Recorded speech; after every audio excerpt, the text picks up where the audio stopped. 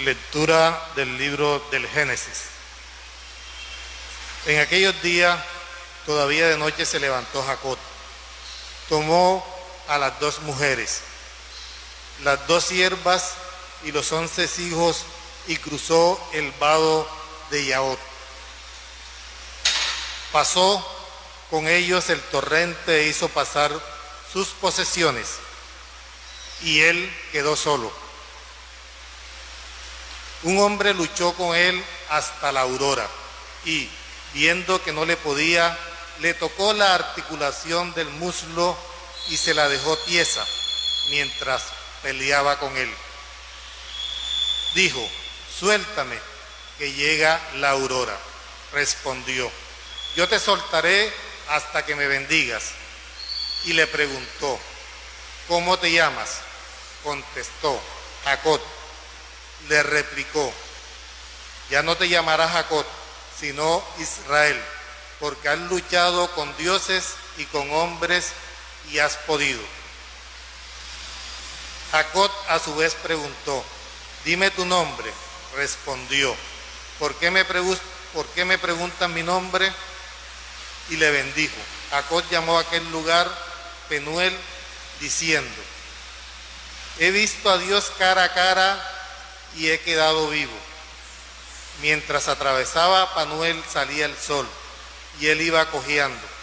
Por eso los israelitas hasta hoy no comen el tendón de la articulación del muslo, porque Jacob fue herido en dicho tendón del muslo. Palabra de Dios. Te alabamos, Señor. Yo con mi apelación vengo a tu presencia, Señor. Yo con mi apelación vengo a tu presencia, Señor. Señor, escucha mi apelación, atiende a mis clamores, presta oído a mi súplica, que en mis labios no haya engaño. Yo con mi apelación vengo a tu presencia, Señor.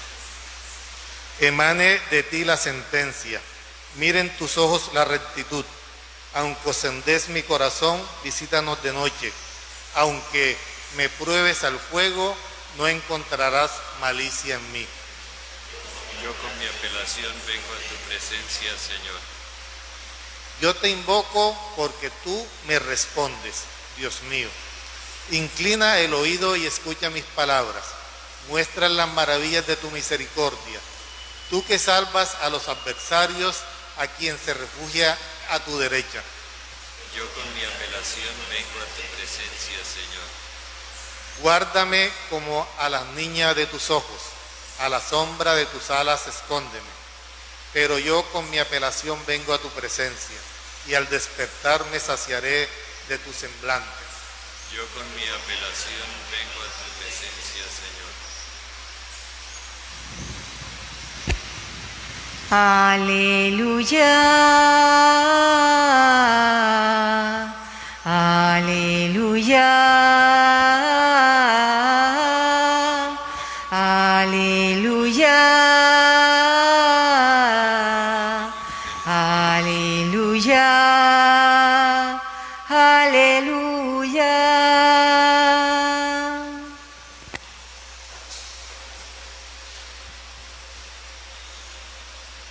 El Señor esté con ustedes. Y con tu espíritu. Lectura del Santo Evangelio según San Mateo. Gloria a ti, Señor. En aquel tiempo presentaron a Jesús un endemoniado mudo. Echó al demonio y el mudo habló. La gente decía admirada: nunca se ha visto en Israel cosa igual. En cambio, los fariseos decían: este echa a los demonios con el poder del jefe de los demonios.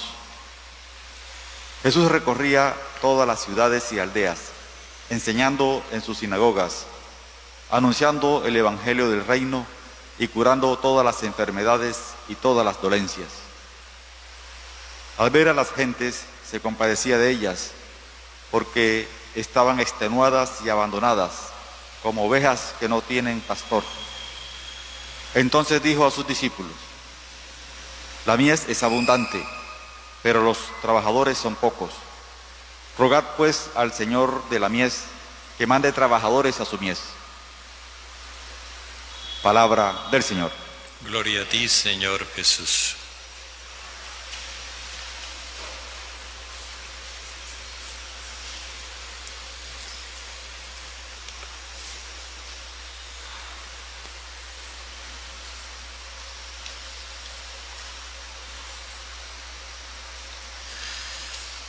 Después del discurso en el monte, encontramos una serie de relatos que ya ahora podemos resumir.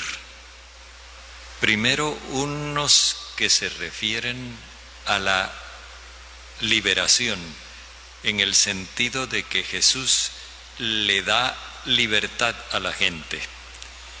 Jesús anima a la gente a hacer uso de su libertad. Y luego vienen otros de salvación, en los cuales Jesús se muestra infundiéndole vida a la gente, una vida nueva. El último de esos relatos es este que escuchamos hoy al principio: un endemoniado mudo. Cuando se nos habla de endemoniado, enseguida entendemos violencia, entendemos odio, y cuando se nos habla de mudo, entendemos incomunicación. Aquí no se trata de una mudez por razones físicas, fisiológicas, sino que esta mudez es atribuida a este demonio, que es ese odio. ¿A qué se refiere con esto el Evangelio? A que los israelitas estaban poseídos por ese odio ancestral a los paganos, que los incapacitaba para la comunicación, el diálogo con los paganos. Y estas cosas constituyen un verdadero obstáculo para la misión. Si no hay apertura a la comunicación, al diálogo con el otro, no hay posibilidades de transmitir la buena noticia. Por eso Jesús pone tanto empeño en eliminar este obstáculo. Y nos dice el evangelista que le presentaron un endemoniado y él expulsó el demonio. Esta expulsión del demonio no nos la imaginemos al estilo Hollywood, con un escenario donde las bancas se levantan solas y se tiran contra las paredes. Eso es escenografía de películas. Fijémonos que aquí no nos dice absolutamente nada que sea fantástico, que requiera imaginación. El lenguaje del Evangelio es sobrio. Jesús expulsó el demonio y el mudo habló. ¿Qué significa esta expulsión del demonio? Significa erradicar ese odio que hay en el corazón del israelita. Ese odio que le impide mirar a los otros como seres humanos iguales a él. Ese odio que no le permite comunicarse con los otros porque considera que los otros lo vuelven impuro. Y claro, una vez que ya ha renunciado a esa mentalidad, entonces ya puede comunicarse con los demás. Dicho de otra forma, en la medida en que se ha renunciado a ese fanatismo violento, se puede emprender la misión universal. Mientras la gente ve eso como algo admirable, nunca se había visto eso en Israel. Siempre en Israel se había cultivado el odio a los paganos, a los extranjeros. Esto nunca se había visto. Ahora los fariseos, en cambio, decían: este expulsa los demonios con el poder del jefe de los demonios. O sea, ellos consideran que ese odio a los extranjeros está plenamente justificado y que Dios así lo quiere. Y que si Jesús está sacándole ese odio a la gente, entonces Jesús se está comportando como enemigo de Dios, como aliado del enemigo de Dios. Ese es el trasfondo que hay en la acusación. Para los fariseos, perder ese odio implicaba perder el privilegio que ellos decían que tenía Israel sobre los demás pueblos. Pero perdiendo ese privilegio, perdían ellos también el privilegio de que gozaban porque se presentaban como los más puros. Y por supuesto, perdían su prestigio. Ya no podían seguir enseñando lo que venían enseñando. O sea, para ellos era una cuestión vital porque perdían herramientas de control. Con esas ideologías fanáticas y violentas, ellos controlaban a la gente. A su favor, claro que sí.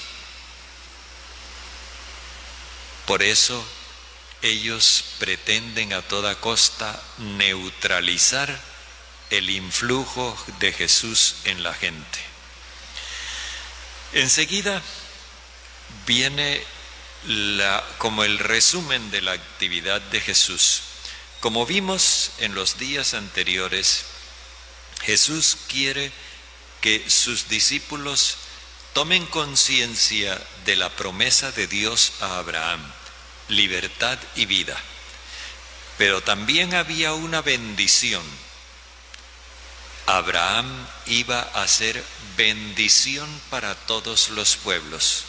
O sea, que esta promesa de libertad y de vida no era exclusiva de Israel, sino que estaba destinada a todas las naciones. Hasta el momento, por la doctrina oficial de los letrados, secundada por los fariseos, eso no se podía decir. Recordemos el detalle del burro amarrado. ¿Qué significa eso? Que las profecías que se referían al Mesías pacífico para todas las naciones, eso estaba prohibido. No lo mencionaban. Jesús es el que se ha atrevido a hacer eso. Y entonces ahora dice que Jesús recorría todas las ciudades y aldeas. Las ciudades eran los asentamientos humanos más o menos numerosos. Las aldeas eran pequeños asentamientos. Jesús no discrimina entre poblaciones numerosas y poblaciones pequeñas. Y va con una doble actividad. En las sinagogas enseña. En cambio, a campo abierto, Él anuncia. ¿Cuál es la diferencia? Cuando Jesús enseña, lo que hace es argumentar con textos de la Escritura para los judíos que el mensaje del amor universal se basa en las promesas hechas por Dios a Israel. Esta enseñanza de Jesús está dirigida a los adictos a la sinagoga y a ellos les hace ver que el mensaje que Él proclama es un mensaje que tiene su fundamento en la Escritura. En cambio, a campo abierto, ya fuera de la sinagoga, Él sencillamente anuncia. Ya solo proclama el mensaje y no se preocupa por estar argumentándolo con textos de las profecías, porque esta otra gente a la cual se dirige es gente abierta y no está en plan polémico a la que haya que convencer. Jesús va, dice, curando todas las enfermedades y dolencias. Recordemos lo que significa el verbo curar. En el Evangelio, curar es la iniciativa que Jesús toma por amor para aliviar la situación de la gente. El pueblo está sufriendo y Jesús, con amor, con dedicación, le lleva alivio a esa situación de la gente. Pero Él quiere que sus discípulos se interesen en la misión. Por eso, en vista de cómo estaba la gente, y era que en su ir y venir por ciudades y aldeas, los discípulos podían ver la situación en la que estaba la gente. Jesús manifiesta su compasión porque la gente está extenuada y abandonada. La gente está cansada y fuera de eso no tienen líder, no hay quien se ocupe de ella. Recordemos lo que decía hace unos días, no necesitan de médico los fuertes, aquí son los derrengados, los que sí necesitan de médico. Pero ahora lo expresa no con la metáfora del médico, sino con la metáfora del pastor. Dice, andaban extenuadas y abandonadas como ovejas que no tienen pastor. La situación de la gente es delicada, porque unas ovejas sin pastor, tras de que no tienen guía que las conduzca a los pastos y a los abrevaderos, están expuestas al peligro del lobo depredador. El pueblo que está como oveja sin pastor es un pueblo que está languideciendo porque su forma de vida cada vez es más mermada. Y también es un pueblo que está expuesto. Y los lobos aquí son los dirigentes que se desentienden de la gente, del bienestar de la gente, pero que se aprovechan de esa misma gente. Así que en vista de esa situación, Jesús quiere interesar a sus discípulos. Y como cosa interesante aquí, Jesús no pide al Padre, sino que les dice a ellos que pidan. Les dice, la mies es abundante. O sea, esa humanidad así, derrengada, fatigada, es una cosecha promisoria. Como veíamos ayer, o el domingo, que en la periferia Jesús encontró acogida y encontró audiencia. Ahora Él quiere que sus discípulos se den cuenta de que la miseria de la gente es el campo oportuno para llevar la buena noticia. La buena noticia es sobre todo buena para los pobres, para los que sufren. La mies es mucha y los trabajadores son pocos. Ruéguenle al dueño de la mies que mande trabajadores a su mies.